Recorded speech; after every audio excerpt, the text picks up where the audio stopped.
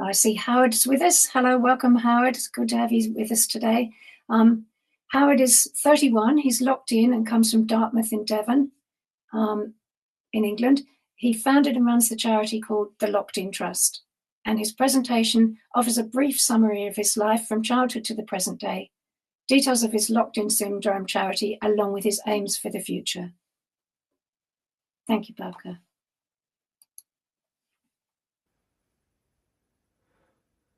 Hello, everyone. Before I begin, I just want to apologize for the voice on my computer. It sounds quite loud and strict. It's nothing like how I would sound in reality, but it's the only English voice I have available. So, let's begin. Growing up in my early years, my life was healthy, social, and active. I was very spurty, outgoing, and always surrounded by people. I had a strong circle of friends, went to parties, held jobs, and spent my time going on adventures with them. Life felt full. At that time, when things started to become more intense in school, my goal in life was to become an architect. I wasn't far enough along in my education to study it directly, so I chose subjects that I felt connected to the path, like media, graphics, and art. They gave me a way to build creative skills and think visually, which I knew would be important.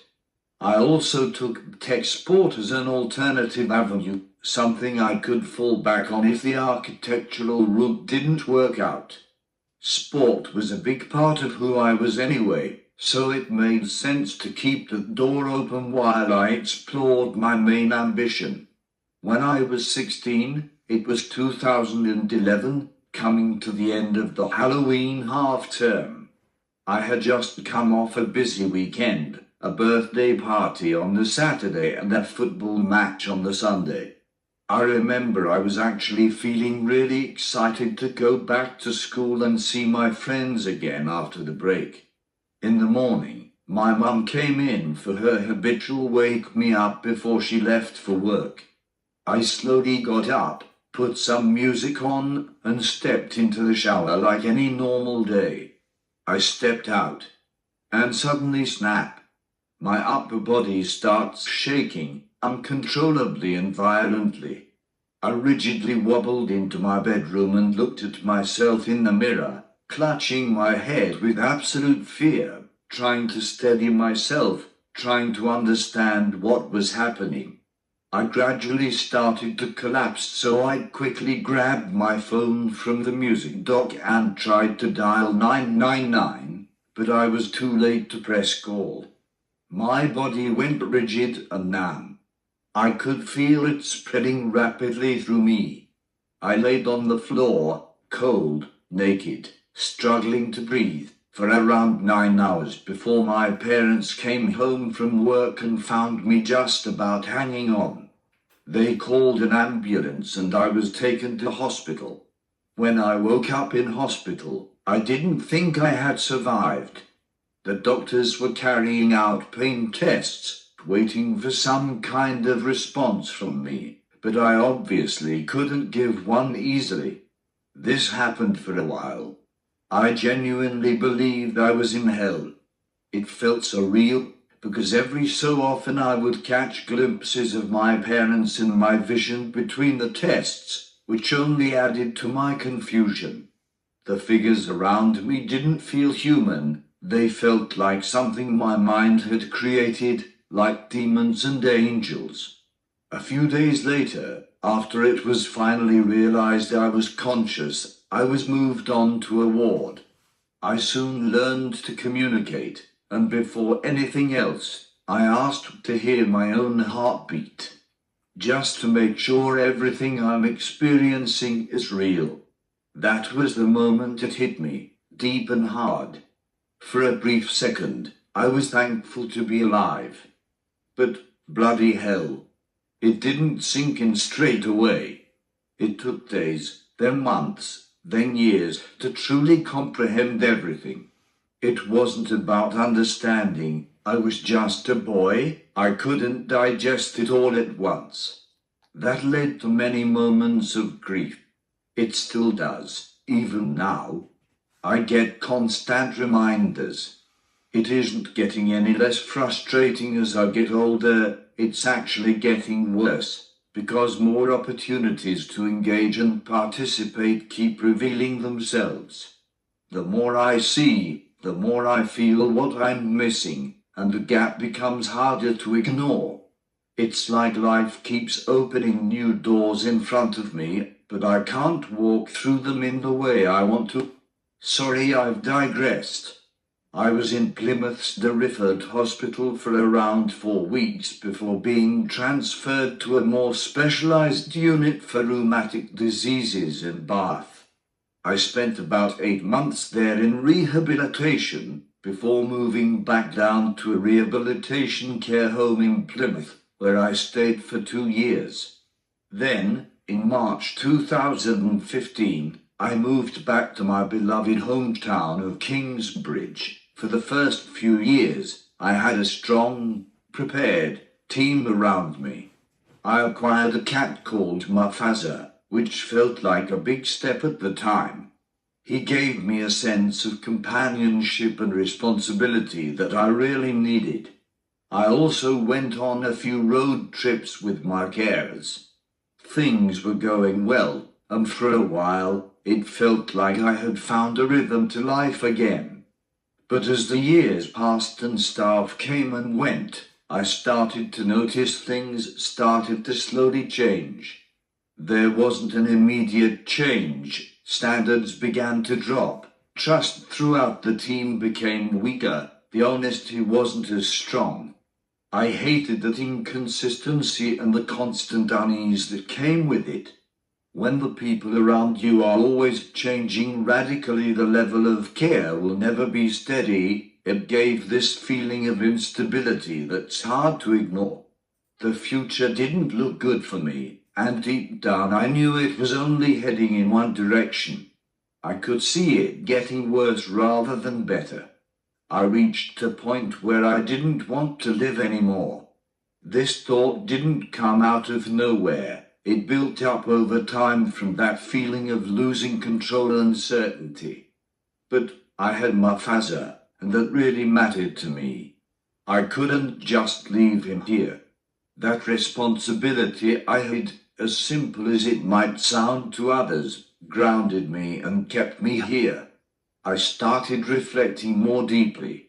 I began thinking intently to myself, really working through what I could actually do while I'm here, instead of focusing only on getting better myself.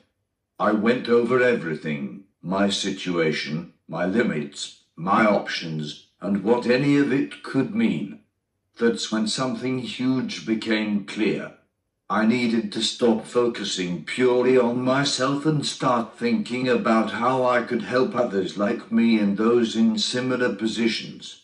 This realization became a massive turning point for me. What once felt like a damning and uncertain future started to finally take shape. I could see direction. I understood that I could do something genuinely valuable for the world, something not many others could do, help people who suffer like I do, using my experience in a way that helps others. From that day forward, I had a plan. I decided I was going to create a charity that helps people like me live better, more enriched lives.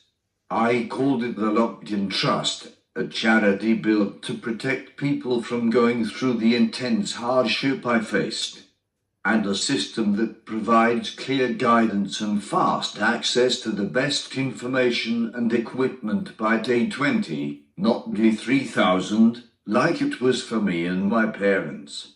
The website is lockedintrust.org. At the same time, as I began bringing my charity to life, I knew I could no longer ignore my own situation. My care had continued to decline, and it was becoming unbearable. I couldn't build something meaningful for others while remaining stuck in something that was breaking me. That's when I had the idea of looking into private care. I'd heard through a friend that it puts a lot of responsibility on you, but in return you gain full control, which sounded exactly what I needed. That idea stuck with me. Control, ownership, responsibility, proper job. I had nothing to lose at this point. I'm going to give my all to get this over the line. I also knew if I stayed where I was, it would only get worse. But if I took the risk, there was at least a chance I could build something better. And more importantly, I trusted myself. I trusted my judgment and backed myself. I made the decision. I committed all of my remaining personal funds to hire a personal assistant to help me push this forward and get everything properly set up. My budget holders weren't happy, mind. I remember pleading my case down the phone in tears while my staff member was looking at me like I'm crazy, trying to get them to understand what my reality actually felt like. Eventually, after grafting and being told it was a bad idea, I got it all approved. To everyone else, I must have looked like I was punching above my weight. I understood their reluctance, but I had faith and will on my side, so I backed myself completely. I was granted 6 months' wages by my budget holders for a personal assistant to help me transition into a private personal health budget. 6 months didn't seem like long, but it was all I had to make it happen. Over those 6 months, Emma and I worked through everything I needed and got everything I desired approved. A set amount was allocated to me through the National Health Service portal, so everything was transparent, controlled, and clearly accounted for. I decided to call my team Wicks Enterprise. It sounded cool and destined.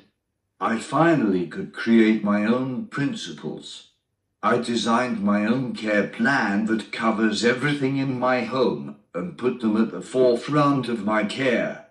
I even created Wicks Enterprise uniforms for my staff, which I feel adds another layer of identity and belonging. I was genuinely so happy I did this transition.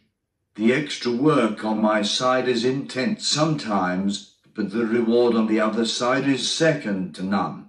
Truly is a game changer. By March 2021, I had officially set up Wicks Enterprise, and alongside that, I had locked-in trust beginning to grow. For the first time in a long time, things were moving in the right direction.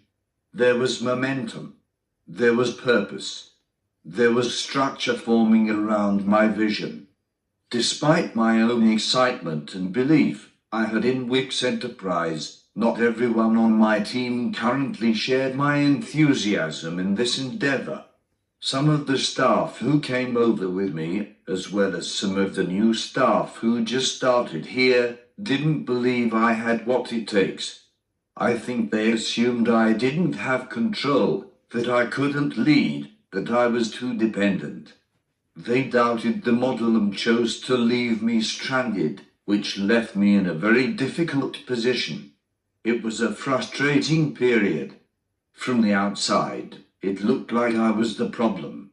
Staff turnover, instability, questions around my leadership, it all pointed back to me. My leadership style was doubted. My decisions were questioned. The first year was a real struggle. But once things settled and the right people came into place, it became everything I had wanted in terms of self-care. For the first time, I had a fluid team. I was respected. I had the ability to shape my staff and the rota around my life, and the togetherness followed. We built a strong, cohesive, close-knitted team where everyone felt part of something. And it proved something important to my critics. It was never me, because the staff who join absolutely love it here and stay for years. 2023 was the first year everything started to click. Near the end of 2022, I began a relationship with one of my staff, a controversial situation as it's usually prohibited in care. Carly was worried, so had it reviewed and approved by the personal health budget team. As it was my care team and I was clearly mentally sound, they verified it. That was a real eureka moment for us, as you can imagine. That year, everything finally felt fixed and stable. There was a calmness to life that I hadn't experienced before, a sense of stability where I could actually breathe and think without constantly anticipating a problem around the corner.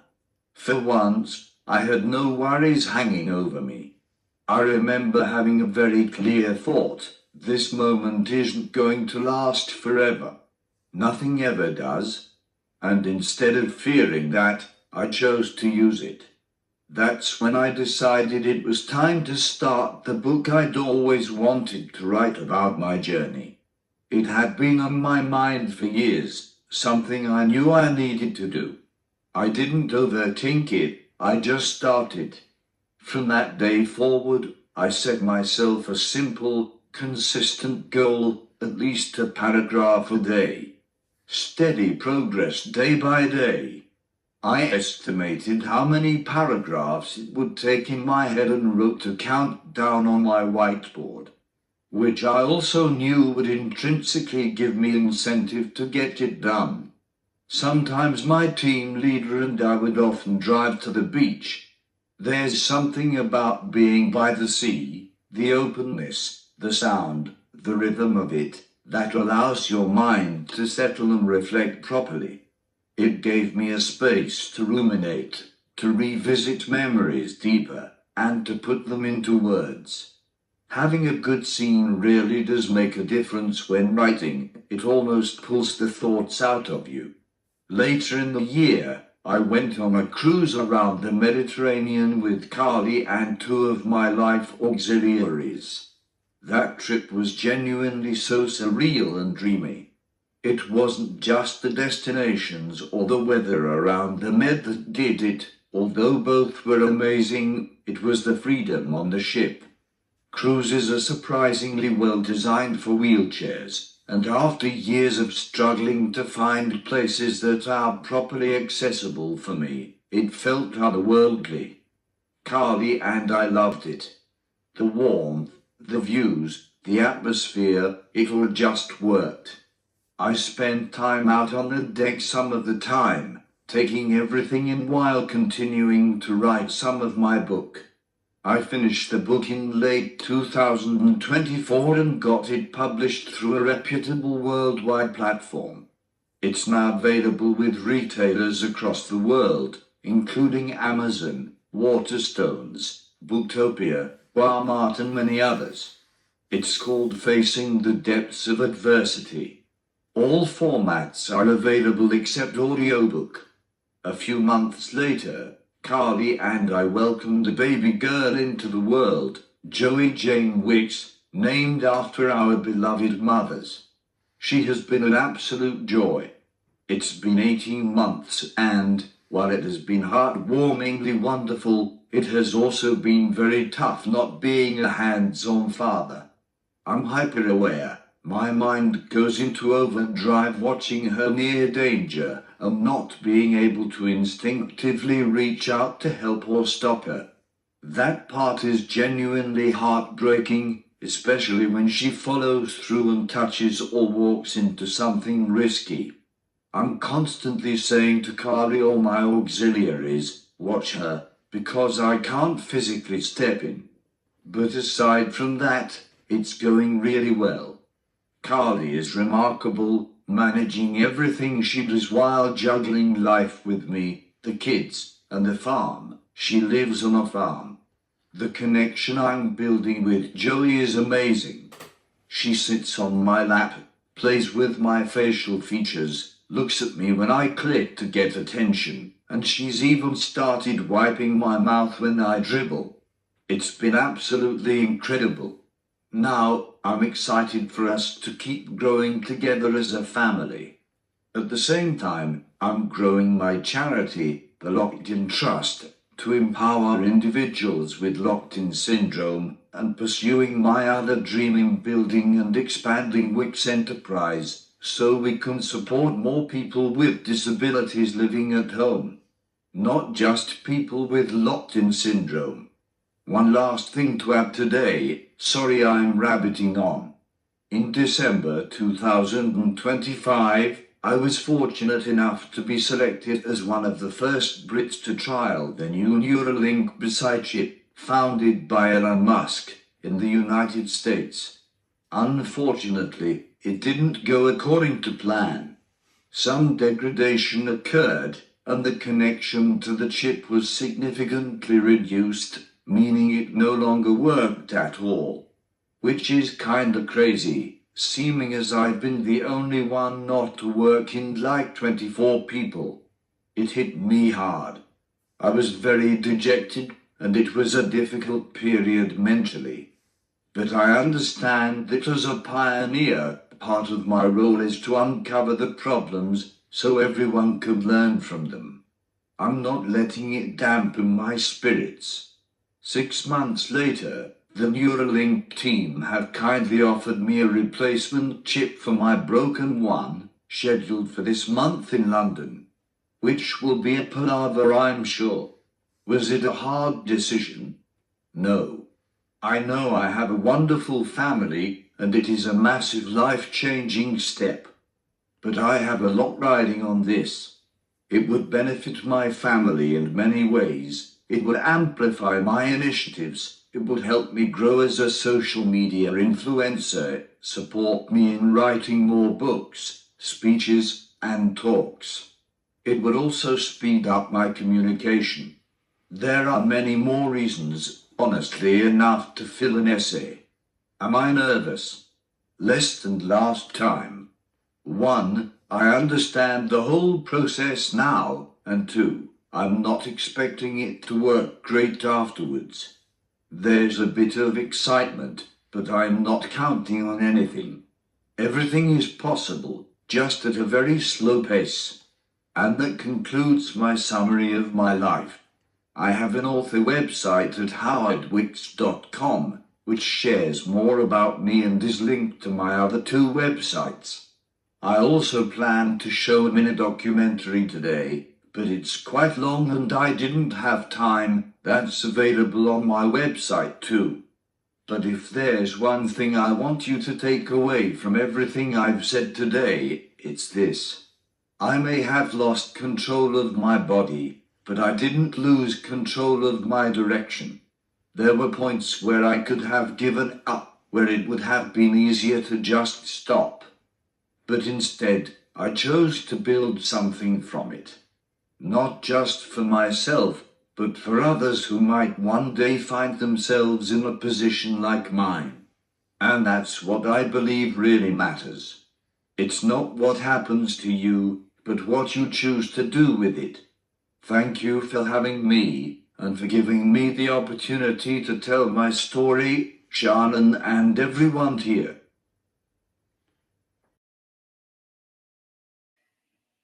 Thank you so much. Thank you so much. I'm not sure if I'm on. Yeah. Thank you so much, Howard. That was just deeply moving, a wonderful, wonderful presentation, and really informative for other people that would like to know more about how to deal with themselves or other people that they know, or care teams. Does anyone have any questions? Can you, if you have, please raise your hand. Howard's here, ready to answer.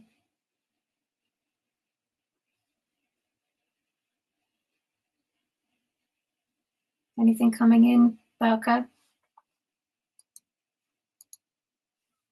I think you covered everything so beautifully, Howard. There's hardly anything that people could ask about other than just being amazed at your resilience and your perseverance and your strength of spirit and the wonderful, wonderful pictures of you with your happy family. It's just a beautiful presentation. Thank you very, very much for sharing your life with us.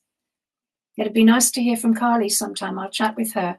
The other thing I'll do is, if you make sure that I have all of the links that you've been talking about today to all of the organizations and websites that you've set up, let me have them and I'll post them up on our Locked In Syndrome community forum, unless you'd like to do that. I know you're part of that, so you could perhaps do that yourself. Either way, they need to be up for everyone to access.